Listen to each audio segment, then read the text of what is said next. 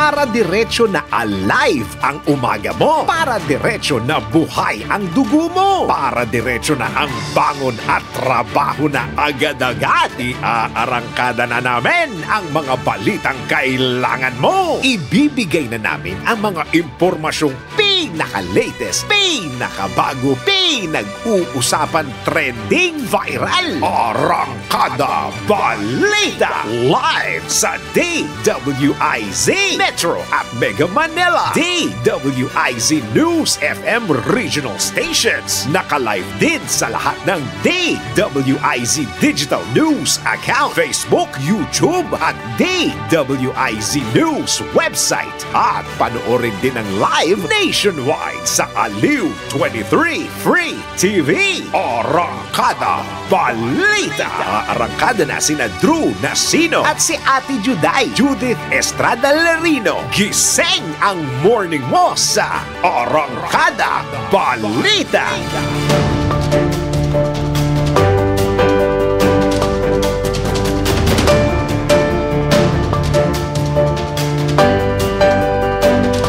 Isa pong magandang morning muli Luzon, Visayas, Mindanao, Mega Manila sa buong bansa, sa buong mundo. Ngayon pong araw na ito ng Miyerkules na. Ngayon po ay Setyembre 25, taon 2024. Silipin na po natin ang mga umaarangkadang ulo ng mga balita. Arangkada Balita. Pangulong Marcos, kumpiyansang patuloy na bababa ang presyo o bababa pa ang presyo ng bigas. Arangkada Balita. Mga canned goods manufacturer at panadero humihirit ng dagdag presyo sa kanilang produkto. Arangkada Balita. Sa gitna ng tumitinding tensyon, bakbakan sa agupaan sa Lebanon, mahigit 1,000 Pilipino pauwi na ng pamahalaan. Arangkada Balita. Balita sa ibayong dagat, same-sex marriage legal na sa Thailand. Arangkada Sa Balita. sports, New York Knicks center Mitchell Robinson binangko sa 2024-2025 NBA season. Arangkada Balita. Balita naman sa mundo ng showbiz, congratulations dahil ang first baby po ng showbiz couple na si Ria Ataide at Sanjo Marudo isinilang na. Arangkada Balita. At ang nabayanan mamaya sa viral news kung makakaabot, nonchalant na pusa talaga. Mula Pampanga, patok na patok sa mga netizen. Drew Nasino at si Ate Juday. Arangkada Balita. Sa oras ng 8 sandali, makalipas po ang alas 5 na ng morning. Kayo po'y nakatutok dito pa rin sa impila may totong lakas DWIC 882 at Aliw Channel 23. Kami po yung mga makakasama hanggang alas 6 po tayo. Magandang umaga po ng Miyerkules. Ako po ang inyong lingkod, Judith Estrada Larino. At Drew Nasino. Arangkada Balita. Sa detalye nga ng mga umaarangkadang balita, kumpiyansa si Pangulong Ferdinand Marcos Jr. na patuloy na bababa ang presyo ng bigas sa bansa dahil sa magandang trend ng presyo nito sa Southeast Asia.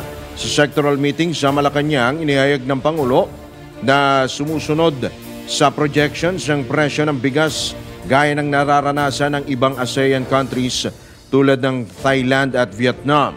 Patay sa datos, bumaba ang presyo ng bigas sa mga nasabing bansa noong nakarang buwan na nagpapakita rin ang pagbaba ng presyo ng pangunahing pagkain. Matatandaang nangako si Pangulong Marcos na ibababa sa 20 pesos ang presyo ng kada kilo ng bigas. Arangkada Balita. Bagyo ang itinurong dahilan ng Department of Agriculture sa pagkaantala ng shipment ng imported agricultural products. Ginawa ni Agriculture Secretary Francisco Chu Laurel Jr. ang pahayag makaraang sabihin ng Bureau of Customs na hindi port congestion ang sanhi ng pagkakaantala sa delivery ng rice shipment sa bansa. Nauna nang inihayag ng Philippine Ports Authority na may halos 700 shipping vans na naglalaman ng tinatayang 20 tonelada ng bigas sa container yards ng Manila Ports. Samantala, sinisilip na ng DA ang mga kumpanyang sinasabing sangkot sa container vans na nakatenga at inaalam na rin ang kagawaran kung maaari bang panagutin ang mga ito kahit nagsara na tulad ng napaulat. Arangkada Balita! Abante naman ang Department of Agriculture na hindi tataas ang presyo ng baboy ngayong papalapit na ang holiday season sa kabila ng banta ng African Swine Fever at inaasa ang pagtaas ng demand nito ngayong bare months. Ayon kay Agriculture Secretary Kiko Laurel, mas gusto ngayon ng mga magbababoy na dagdagan ang kanilang ibinebenta o yung kanilang supply upang mabawasan ang ASF contamination. Samantala, sakali man anyang tumaas ang presyo ng baboy, posibleng mangyari ito sa Disyembre at hindi naman kalakihan. Taliwas ang pagtaya ng kalihim sa mga naunang payag ng hog raisers na posibleng tumaas ang presyo ng baboy sa holiday season dahil sa mabagal na vaccine rollout kontra ASF. Arangkada Balita! Sa kaugnay na balita, target ng Department of Agriculture na makumpleto ang pagbili ng 600,000 bakuna kontra African Swine Fever hanggang sa buwan ng Disyembre. Ayon kay Agriculture Secretary Francisco Chu Laurel Jr., matatapos na ngayong buwan ang pagbabakuna sa unang 10,000 doses nito sa bayan ng Lobo sa Batangas. Mahalagaan niyang mapabilis ang vaccine rollout upang maibalik ang tiwala ng mga magbababoy na mamumuhunan. Noong nakalipas sa buwan lamang nang simulan ng DA ang government-controlled vaccination gamit ang bakuna mula sa Vietnam upang mapigilan ang pagkalat ng ASF. Arangkada Balita! Bad news naman, bad news. Humihirit ang Canned Sardines Association of the Philippines o CSAP sa Department of Trade and Industry ng 3 pisong dagdag sa presyo ng delatang sardinas. Ayon kay CSAP spokesman Bombit Buencamino, nagtaas na ang minimum wage, gasolina, at sa presyo ng isda na nasa 40 pesos na ang production cost. Mihirit din ang Philippine Baking Association ng 5 pisong dagdag sa presyo ng Pinoy Tasty at Pinoy Pandesal dahil na rin sa tumataas na production cost. Partikular na ang presyo ng asukal at ng paminsan-minsang pagtaas baba ng presyo ng gasolina.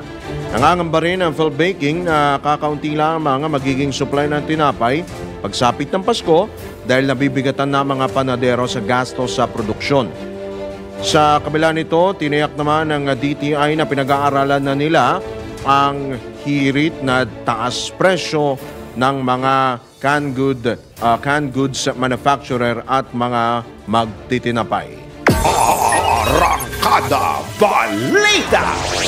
Sa iba pang balita, nakatakdang i-repatriate o iuwi ng pamahalaan ang mahigit 1,000 Pilipino mula sa Lebanon sa gitna pa rin ng tumitinding tensyon sa pagitan ng Israel at grupong Hezbollah. Ayon kay Foreign Affairs Assistant Secretary Robert Ferrer, kumikilos na ang Philippine Embassy sa Beirut para sa pagpapauwi sa mga OFW. Muli namang tiniyak ng opisyal na sasagutin ng pamahalaan ang gastusin sa immigration at exit process para sa mga Pilipinong nais magbalik bansa, dokumentado man o hindi.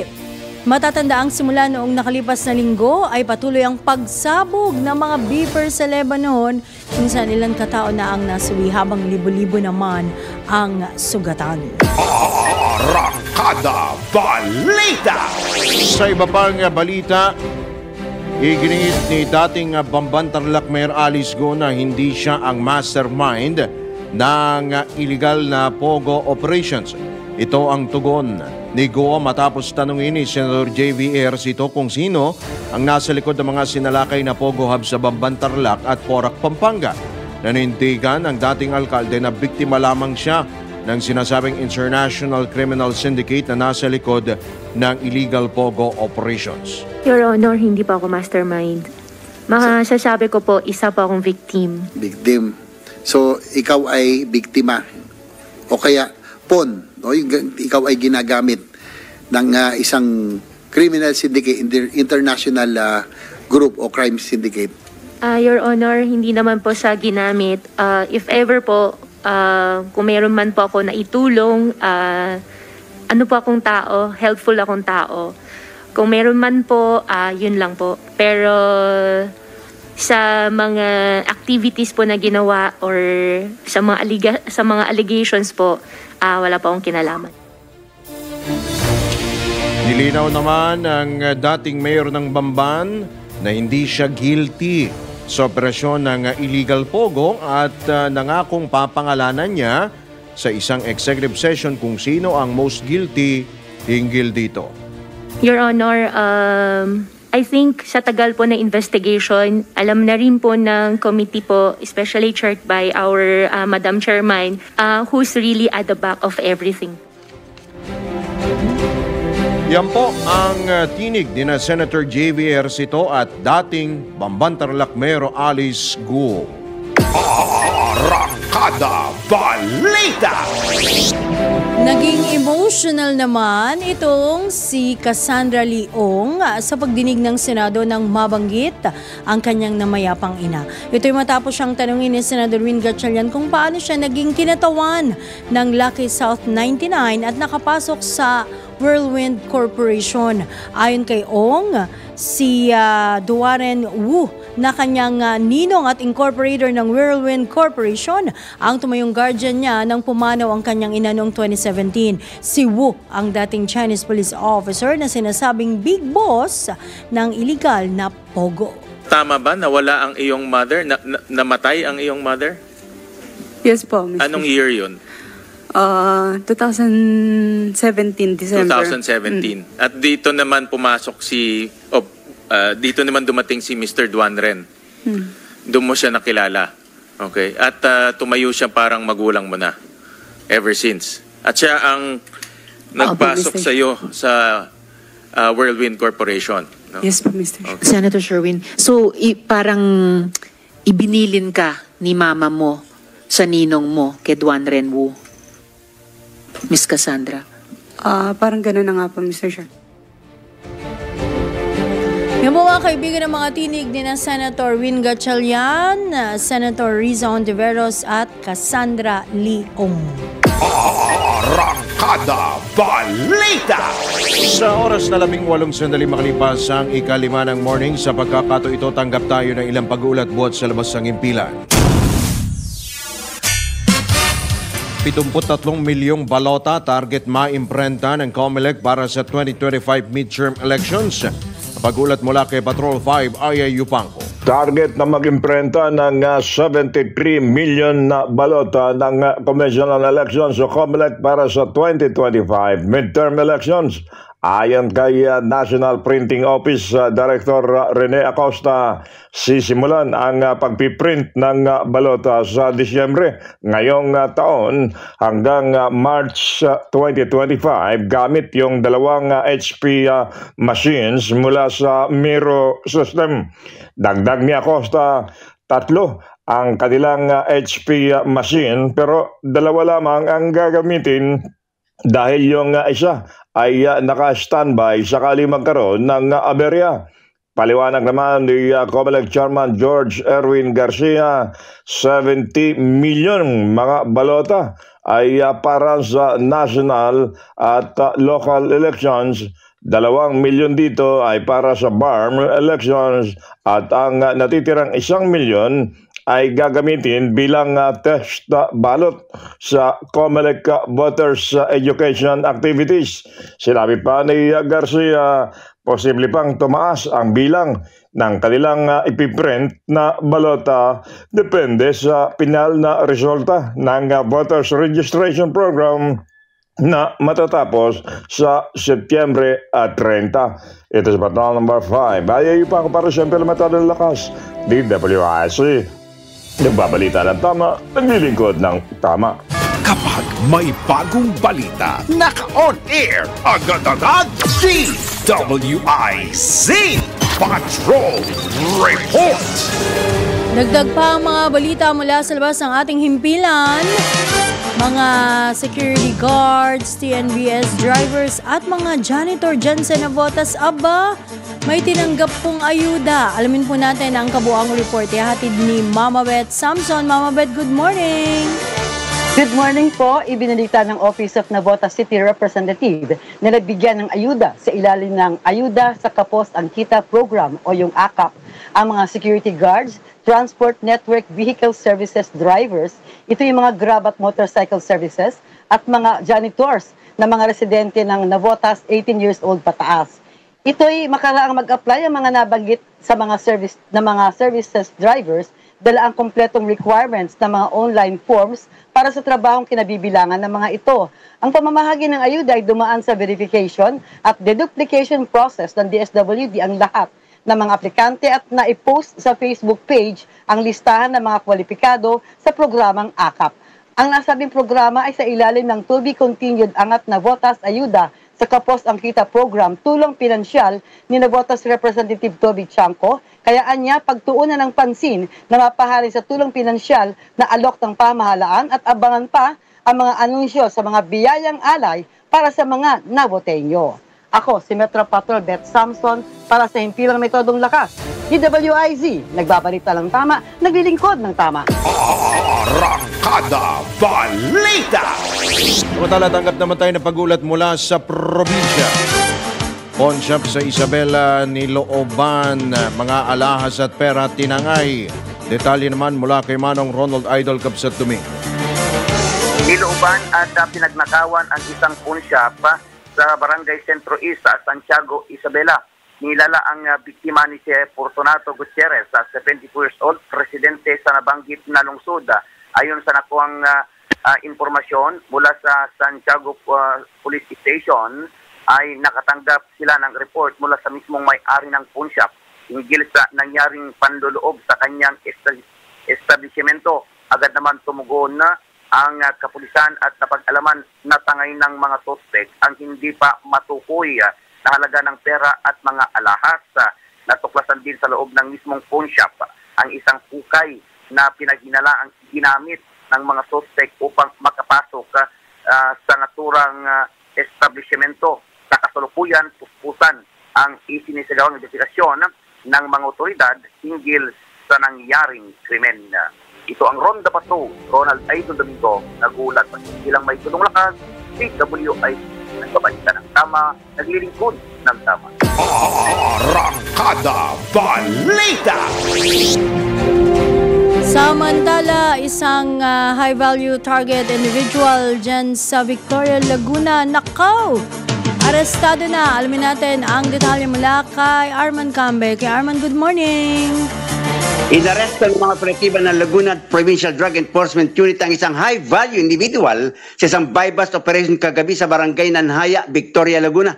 Ayon kay Colonel Ricky Dalisay, hepe na nasabing unit, ang suspect ay nakilalang si alias Ramon, 26 anyos, may asawa at residente na nabanggit na barangay. Base sa investigasyon, isang tip umano natanggap ng Drug Enforcement Unit hinggil sa nakatakdang pagbibiyahe ni Ramon ng Shabu sa nasabing lugar. Agad na nagkasa ang mga otoridad na isang police operation para madakip ang suspect. Isang pulis na nagpanggap na pusher buyer at humantong sa pagkakadakip kay Ramon. Mahigit 40 gramo ng shabu ang na-recover sa suspect na may street value na mahigit 400,000 piso. Nakakulong na ngayon ang suspect sa Victoria Laguna Custodial Center.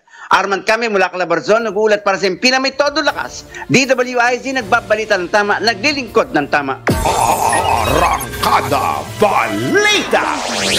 Sa pagpapatuloy pa rin ang ilan pang mga balita, nilinaw ng Bureau of Jail Management and Penology na hindi magkakasama sa kulungan sa Pasig City Jail sina Cassandra Leong at dating Bamban Tarlac Mayor Alice Guo. Ayon kay BJMP spokesman, Jail Superintendent J-Rex Bustinera, ibang ahensya ang may kustodiya kay Ong at sumusunod lang sila sa court order.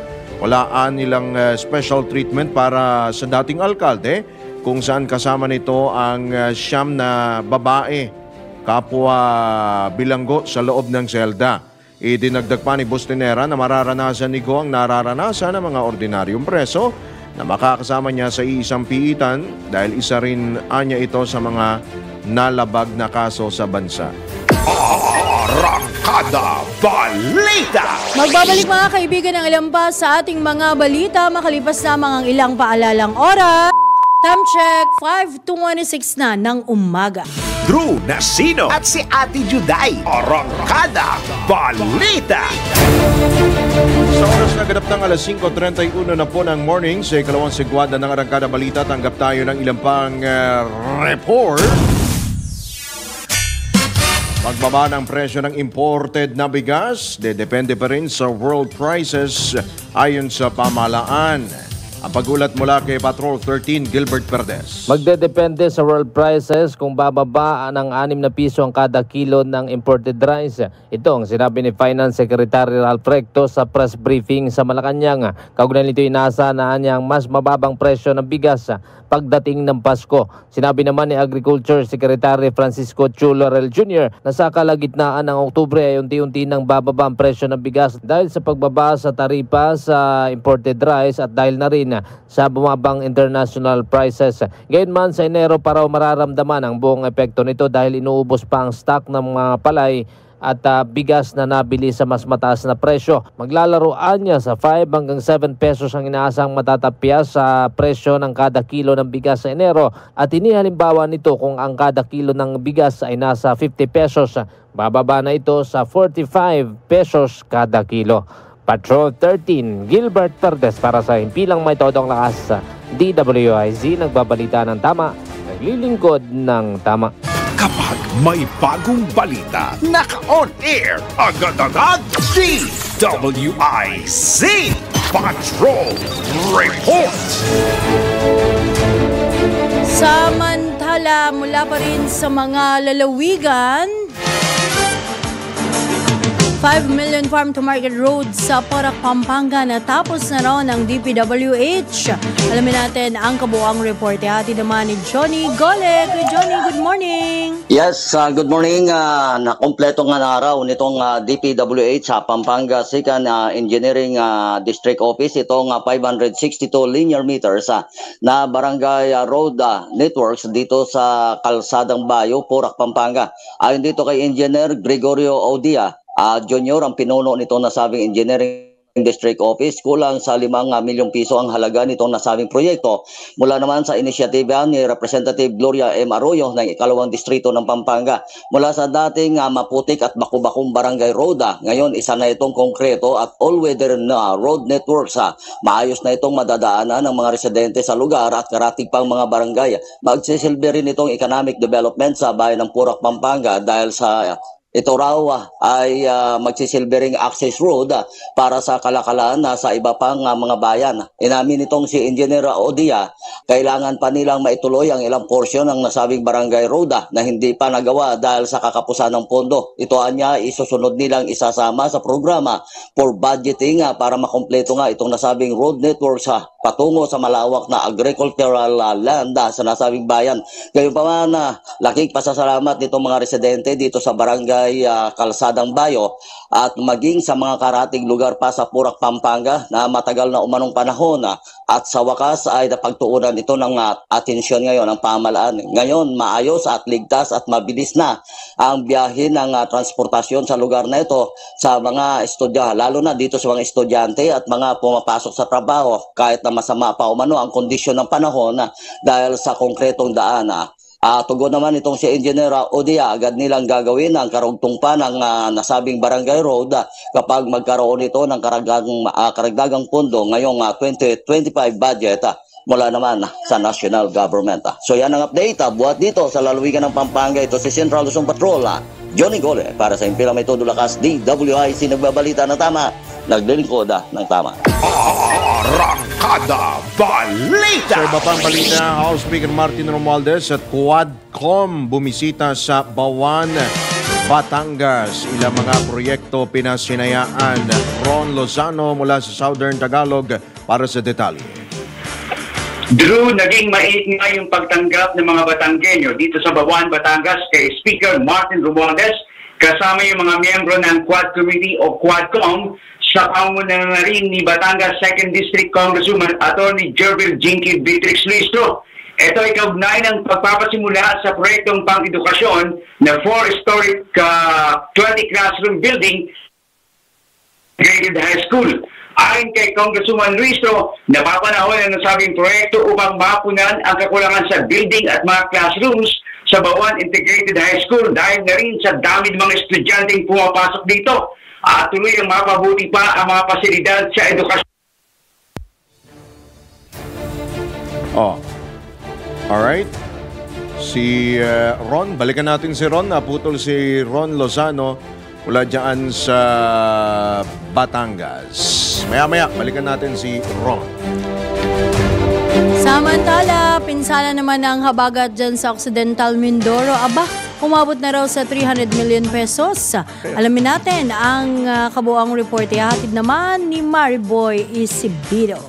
Umabot na sa halos 2 milyong piso ang pinsala sa livestock ng Occidental Mindoro ng nagdaang habagat. Ito ay ayon sa ulat ng Office of the Provincial Agriculturist o OPA. Higit 8 milyong piso naman ang pinsala sa sektor ng pangisdaan at higit 8 milyong piso sa infrastruktura. Sa ngayon, mahigit ng 300 milyong piso ang pinsala ng habagat sa mga pananim sa buong Occidental Mindoro. Ayon sa pinakahuling tala ng Office of the Provincial Agriculturist, karamihan sa mga apektadong magsasaka ay mga nasiraan ng mga pananim na palay na malapit na sanang anihin dahil sa pagdapa ng mga ito dulot ng malakas na ragasan ng tubig baha galing sa mga bundok at umapaw ng mga ilog at palaisdaan. Pinapayo naman ng Office of the Provincial Agriculturist ang bawat magsasaka na mag-report sa kani-kanilang mga Municipal Agriculture Office o MAO para sa Philippine Crop Insurance Corporation Indemnity Claim. Dapat nila ay may larawan ang bukid o area at tanim na nasira ng bagyo at mas mabuti kung ang gagamitin na kamera ay naka-geotag o location tag upang mas madaling matukoy ang mga lokasyon nito.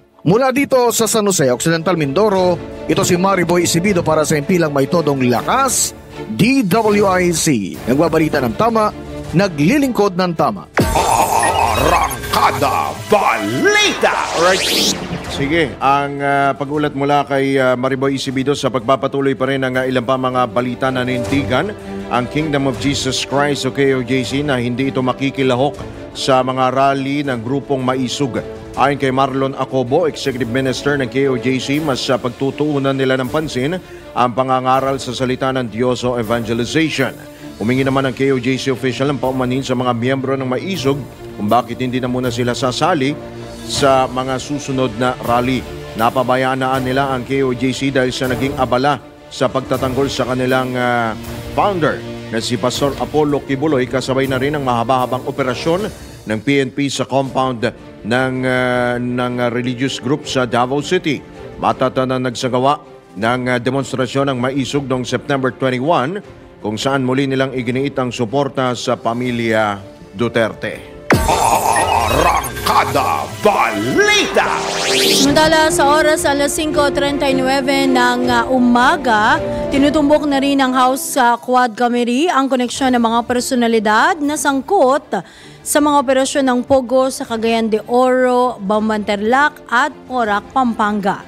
Kabilang narito ang sinasabing Pogo operations sa Cagayan de Oro ni Tony Yang na kapatid ni dating Presidential Advisor Michael Yang.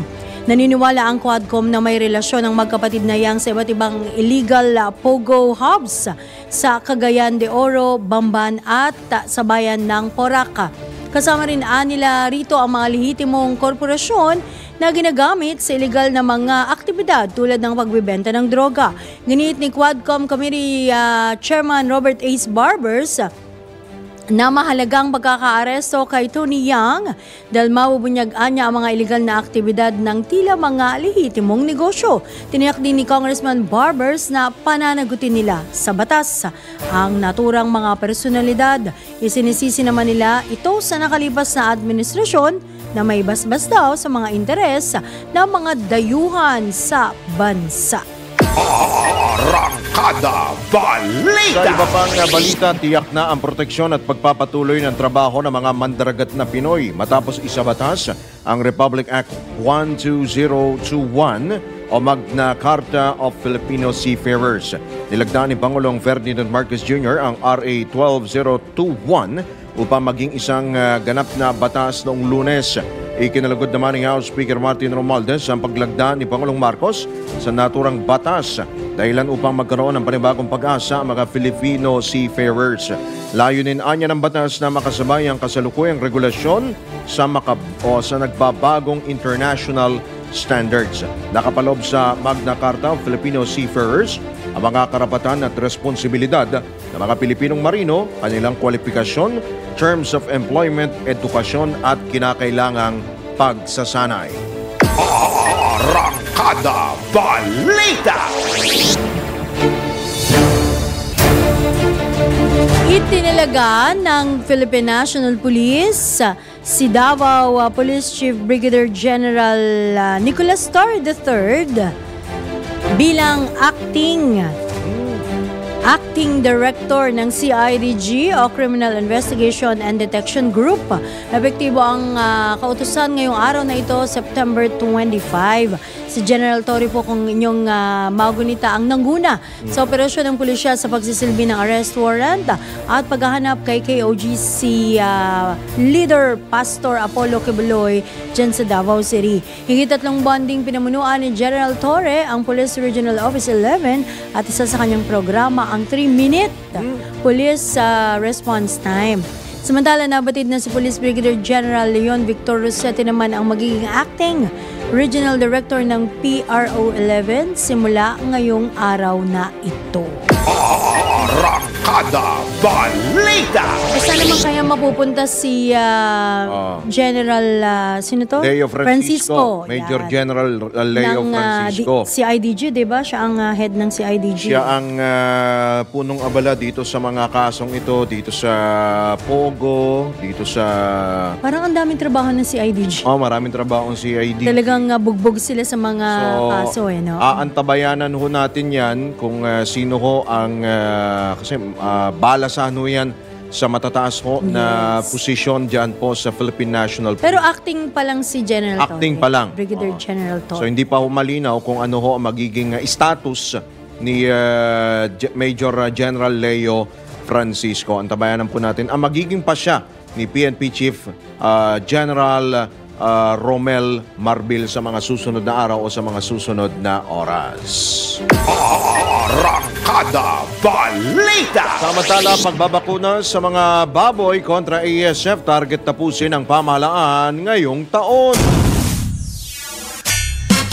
Babalik si Patrol 13, Gilbert Perdes. Minamadali na ng pamahalaan ang pagbabakuna sa mga baboy laban sa ASF o African Swine Fever. Sa press briefing sa Malacanang, sinabi ni Agriculture Secretary Francisco Chu Laurel Jr. na habulin nila ang pagbabakuna ngayong taon para pagsapit ng susunod na taon ay pawang repopulation na ang gagawin o pagpaparami muli ng mga alagang baboy. Ayon kay Laurel, kapag bumalik kasi ang kumpiyansa ng mga magbababoy sa pagbabakuna laban sa ASF, magsisimula na naman silang mamuhunan at magpaparami o magparami ng mga alagang baboy. Hindi lamang ang mga backyard farmers, kundi maging ang commercial livestock farmers.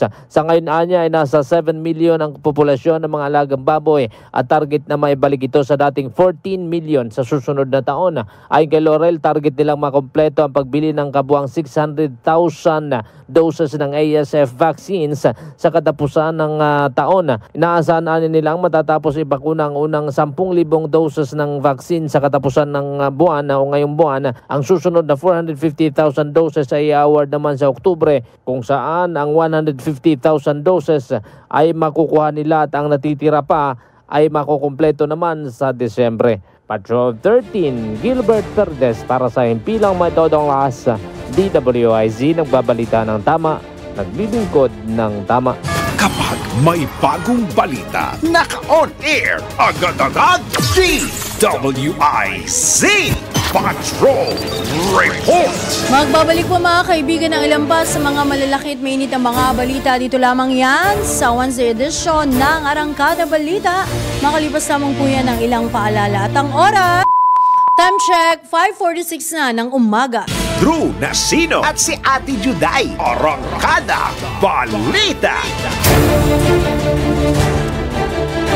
Alright, tayo po ay pinalad sapagkat makakausap po natin ang Department of Agriculture. Isang mabilisan lamang po. Magandang umaga po, Aseka Arnel de Mesa. Welcome po muli sa DWICLU Channel 23. ASEC. Good morning, Drew. Magandang umaga po sa lahat. Apo, ASEC. Kasama din po natin si Miss Judith Estrada Larino, ASEC. Good morning, ASEC. Hi, Juday. Good morning. Apo. ASEC, mukhang matagal din kayo naghintay sa deliberation. Nakita namin kayo sa kamera eh. Well, anyway, mukhang positive naman. Maganda ang resulta po ng budget deliberations para po sa Department of Agriculture. And of course, pag-usapan din po natin ang malaki-laki din pong issue. Ito pong sa bigas. ASEC, unahin po muna natin itong mga nakatenga pong tonelada, almost 900 tama ho ba? 900 sacks ng bigas dyan sa MICP. Sinimulan na pong ilabas. Paano naman ho yung iba? ASEC, na ano ho ba ninyo? Kung sino-sino na mga may-ari niya, natumbok nyo na ho ba? Drew, yung mga naipit na bigas dito sa mga pantalan, ayon na rin sa pakikipag-usap natin sa PPA kay General Manager Jay Santiago. Nagpapasalamat tayo.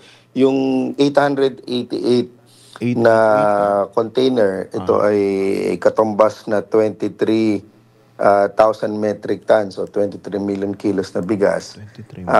Nasimula na yan na lumabas. Nung nag-usap kami nung isang araw ay mahigit 215 na container na yung nakalabas at ayon na rin nga sa pag-uusap ay bago mag-October 1 ay hopefully, kung hindi man lahat ay karamihan ay nakalabas na at magbibigay din sila ng ulat o report tungkol sa nasabing sitwasyon. Opo, pero ito ho ba, ASEC, ay may epekto sa presyo po ng bigas, lalo sa retail price? Mapapababa ba nito ang presyo, ASEC? Drew, hindi naman. Kung titingnan natin itong 23,000 metric tons, doon sa kabuuan na imported natin na pumasok simula January, katumbas lang ito ng 0.75%. Maliit lang. Very insignificant ito. Okay. At actually, yung iba naman karamihan ito ay less than 30 days. Dalawa lang yung isa yung 160 days at isa yung 275 and already considered abandoned. So these are very small amount naman, but in terms of absolute value, medyo malaki pa rin. Kaya concerned pa rin natin yan at yun nga, maganda naman yung koordinasyon natin sa PPA at Bureau of Customs para ito ay tuluyan ng mailabas dahil may mga ibang kargamento rin na parating dahil nga mag-holiday tayo, holiday season. So, napaka-importante na walang mangyayaring ganito. Alright. Naku, magandang umaga muli, ASEC de Mesa, no? Kailan ho finally ma-pull out ba itong itong mga bigas na ito, ASEC? Ano naman yan? Nabanggit nga na marami na rin yung lumabas. At ina-expect ka na matatapos within the month. Within this month. So hanggang hanggang October. Hindi, within this month. Bago October 1, magbibigay sila ng report kung gaano karami yung na-release at umalis na doon sa mga pantalan. Okay. ASEC, ako curious lang dahil tama ho ba? Ilang kalahating taon daw natenga yung iba dyan eh. Yan ba ay... Hindi pala sabay-sabay na dumating ang tagal na pala niyan. Yung iba, baka binubukbok na yung iba dyan eh. Pwede pa bang ikonsumo yan, ASEC?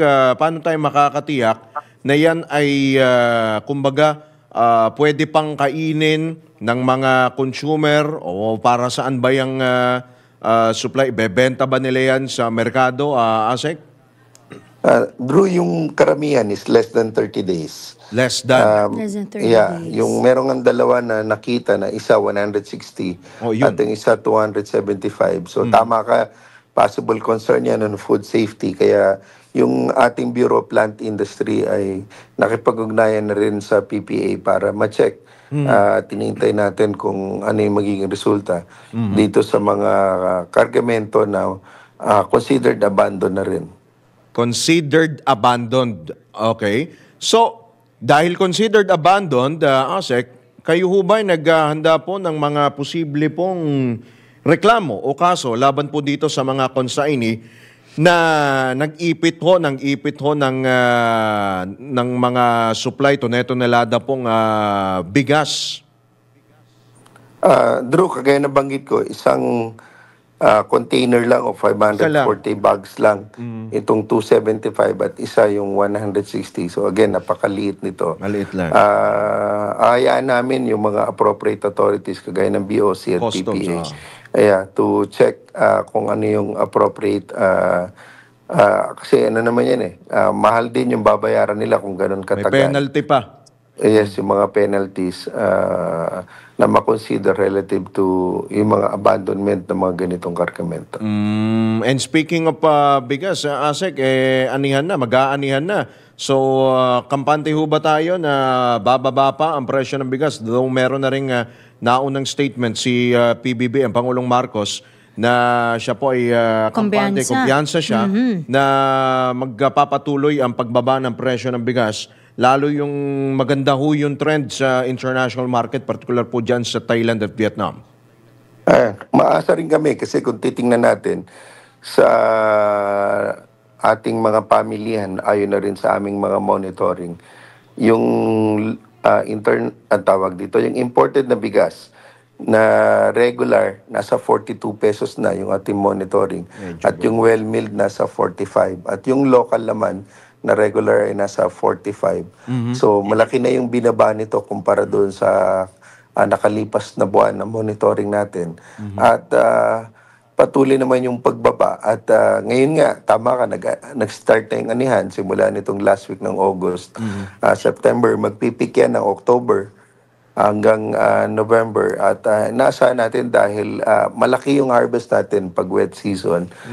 Makakadagdag yan, of course, sa ating national stock inventory at patuloy na magkakos ng pagbaba ng presyo ng bigas. Alright. Nako, Asek, baka meron pa ho kayo mga karagdagan pang mga inputs, mga karagdagan pang mga panawagan, lalo po sa issue po ng bigas come this October, gaano baka laki ang volume na inaasahan po nating maaani at magiging sapat kaya yan for the next few months or until next year, lalo't meron pang epekto na inaasahan dulot ng La Nina phenomenon, Asek? Yung ating harvest, inaasahan natin na magiging maayos pa rin. Coming from strong harvest last year of more than 20 million metric tons. So umaasa tayo na malampasan natin yon. Plus yung ating import na maganda rin yung ating importation ngayong taon.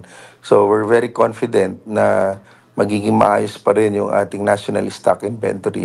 At hopefully ma-reach natin yung more than 90 days na inventaryo pagkatapos ng December nitong taon na ito. So magiging sapat ang supply hanggang sa Pasko, Asek? Yes, sapat yung supply natin hanggang Pasko.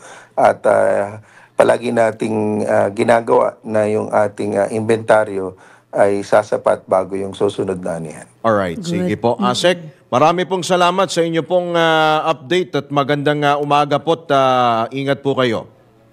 Maraming salamat din, Drew and Juday. Mabuhay kayo, magandang Mabuhay umaga. po kayo. Good luck po. Ayan. Salamat, Asek Mabuhay po Demesa. ang mga Medyo puyat pa si Asek. Pero lokal na magsasaka. Grabe, ang tagal nila doon sa... Naghintay, no? Anong isang araw yata? Anong isang araw? Pero busy din kasi ibang mga agency dahil Ay, sa... ako okay lang ako sa matitiyak niya, rice is life sa akin. Oo naman, dapat naman talaga. Kasi Pilipino ganyan talaga eh. hindi naman naaalis sa diet ng mga Pilipino. Mahirap alisin, diba? Sobrang, kumbaga... Kahit yung iba pa konti-konti. Embedded na yan sa sistema ho kasi sa diet ho ng mga Pilipino. Hindi lang ng mga Pilipino, pati ng mga Asyano. Kasi mga Asyano yan, mga Pilipino, Chinese, Japanese, Korean, mga Southeast Asian, Thai, Vietnamese, talagang nasa diet po ay kanin. Yeah. So, Ay, rice is life. Rice is life. Kahit Gutom na tuloy ako. Sige na nga, magpaalam na Extra. tayo. Mag-extra na tayo. Dahil tayo po ay pansamantal po nagpapaalam sa ngalan po ng buong tropa ng DWIZ at Aliw Channel 23. Kami po ang inyong mga naging tagapagatid balita. Ako po muli ang inyong lingkod, Judith Estrada Larino. At Drew Nasino nagbabalita ng tama. Naglilingkod ng tama. Susunod na Usapang Tol kasama sina Senator Francis Tol Tolentino at Cecil Villarosa. At pagkatapos naman po niyan, panibagong bugson ng balitaan kasama si Johnny Bañez sa Pasada Balita. Para diretsyo na alive ang umaga mo. Para diretsyo na buhay ang dugo mo. Para diretsyo na ang bangon at trabaho na agad-agad. Iarangkada na namin ang mga balitang kailangan mo. Ibibigay na namin ang mga impormasyong pinaka-latest, pinakabago, pinag-uusapan, trending, viral. Arangkada Balita. Live sa DWIZ. Metro at Mega Manila. DWIZ News FM regional stations. Naka-live din sa lahat ng DWIZ Digital News account, Facebook, YouTube at DWIZ News website. At panoorin din ang live nationwide sa Aliw 23 Free TV. Arangkada Balita. Arangkada na sina Drew Nasino at si Ate Juday, Judith Estrada Larino. Gising ang morning mo sa Arangkada Balita. Live araw-araw, Monday to Friday, 5 a.m.